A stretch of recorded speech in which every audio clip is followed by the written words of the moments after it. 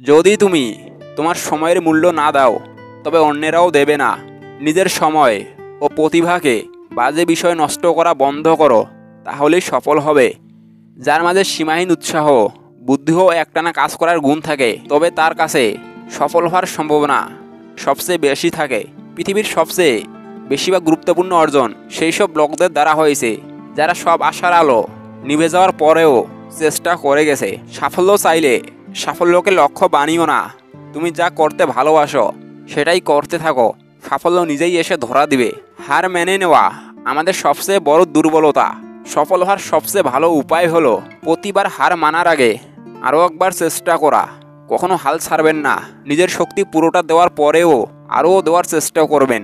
একজন সফল যোদ্ধা হলো একজন সাধারণ মানুষ যে অন্যের চেয়ে বেশি মনোযোগী।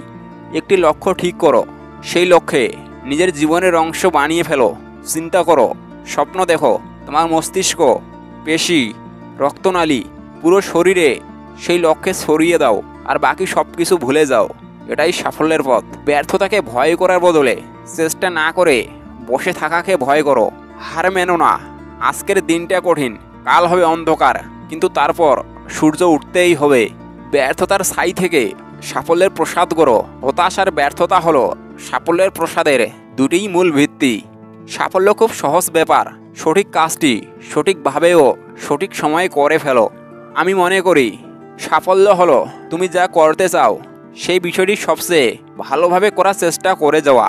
একজন মানুষের সফল বা ব্যর্থ হওয়া তার ক্ষমতার উপর যতটা না নির্ভর করে, সবচেয়ে বেশি তার দৃষ্টিভঙ্গির উপর নির্ভর করে। যারা সফল হয় তারা সফল হওয়ার আগে থেকেই সফল মানুষদের মতো আচরণ করে। এই বিশ্বাসই একদিন সত্যিতে পরিণত করে।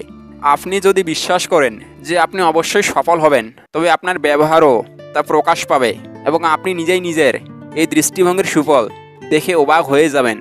অন্যের সাফল্যের বদলে অন্যের ভুল থেকে শেখার চেষ্টা করো। বেশিরভাগ মানুষ মোটামুটি এইরকম কারণেই ব্যর্থ হয়। অন্যদিকে সফল হওয়ার অনেক কারণও থাকতে পারে। রাতারাতি সাফল্য বলতে কোনো কিছুই নেই। মনোযোগ দিলে দেখবে সব সাফল্যই অনেক সময় নিয়ে আসে।